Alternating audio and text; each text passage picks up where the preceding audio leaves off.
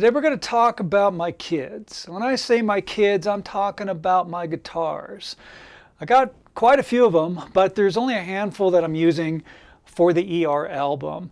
And on a future episode, I'll share with you all my kids, because I want to show them off, right? What parent wouldn't want to show off their kids, right? But today, I just want to feature some of the guitars that I'm using for the ER album. So let's start with my firstborn. This guitar, this Fender Strat, this is a 79 anniversary Strat. Everything on this guitar is pretty much stock. I haven't really changed anything on it, but this has been my go-to guitar, my main guitar, ever since I've been playing music, really. My dad actually got me this guitar as a graduation present in 8th grade, I think. Well, it's been a long time. But again, this guitar has been through everything and love this guitar. I will always use this guitar on every album. And it's definitely going to be on the ER album. And again, another reason why I'm using these guitars and the story behind them is because there is sentimental value. There's emotional attachment to these guitars. And again, my firstborn, Fender Anniversary Strat from 1979, awesome guitar. Now, this is ER, right? ER is emotional release. Emotional release means some of the songs on this album are going to be pretty damn aggressive. And if you're familiar with the Resurrection of Black album, my first album, just think of it as Resurrection of Black on steroids, all right? So to do that, I've expanded my guitar collection and have adopted another kid, and that kid is a Music Man Majesty 8, you guessed it, an 8-string.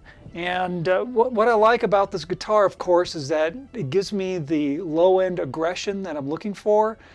That's definitely you're going to hear in the songs. And then I just did the tuning a little bit different on here. So you have your standard tuning, and then you have a low B, and usually the 8th string is a low F sharp, but I tuned it down even more to a low E. So there's actually 3 E strings on this guitar, and that's the configuration that I'm using on this 8th string. But man, this is going to give you some badass aggressive sound, and really digging it. So there you go. Now, I'm also looking to create a lot of ethereal sounds, and I opted to get another Strat. This is, of course, the Fender Strat with the Fernandez pickup that's built in. So the Fernandez pickup basically is just that pickup that lets you sustain a note forever. It's like the old EBow. Remember the EBow? You guitar players? I'm sure you do. But this guitar is great because it's already built in. You got the Fernandez pickup built into it. And what's cool about it is that you can have your switches to turn the Fernandez pickup on and off. And you have a choice of having the note sustain at the note that it is, or if you flip a switch, that will allow the sustained note to hit the harmonic. And it's a really, really cool sound, and which is why I'm using this guitar on the album, to be able to create those ethereal sounds that are needed for the songs that I'm composing. Now, there is a couple of songs, actually, that I may be using some acoustic guitars. Now, of course, when it comes to acoustics, this is my go-to. It's a Washburn Newport from, I believe, this was made in 1991. Great guitar. Love this 12-string. I've used it for many, many, many years. As a matter of fact, when I pick up an acoustic guitar, my go-to is now a 12-string. I just feel really comfortable playing it. So pretty cool. And if I decide to use this guitar and use some acoustic guitar, it's definitely going to have some 12-string. There's a couple of songs I have some ideas for that. So really good sound. And finally, I know that there is a guitar sound that I want, which is nylon string. Now, I have a very fancy, expensive Gibson Chet Atkins from, when did I get that? 92, 94? I don't quite remember. But it's a great nylon acoustic electric nylon string guitar.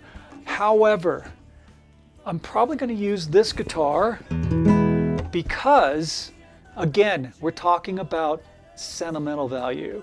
And this guitar absolutely has a lot of sentimental value attached to it. This guitar belonged to my Aunt Helen.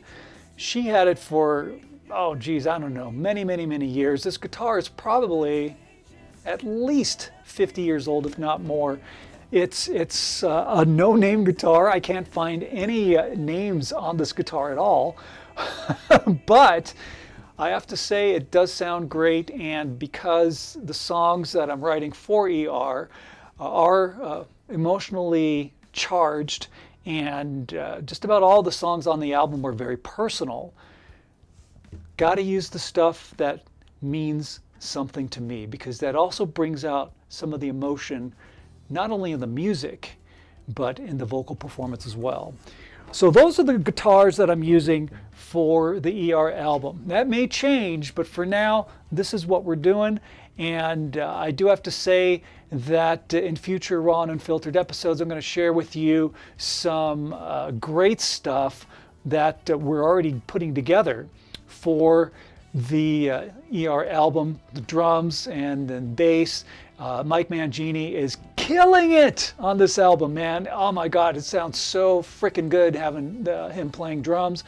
Matt Bissonette, he is so melodic as a bass player.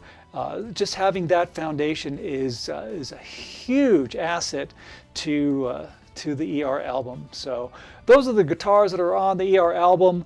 And again, I appreciate you tuning in. Love taking you on the journey of the creation of my third album, ER. And again, subscribe to this channel. Tell your friends. Click that notification bell. I don't want you to miss any episodes of Raw and Unfiltered. I appreciate you. Thanks for following on the journey. You can always reach out to me here, leave a comment. Love to hear from you. You can go to laneslaire.com as well to get more information about what's going on with the band. All right, my friends, you have a great day, and we'll be talking to you next week on Raw and Unfiltered.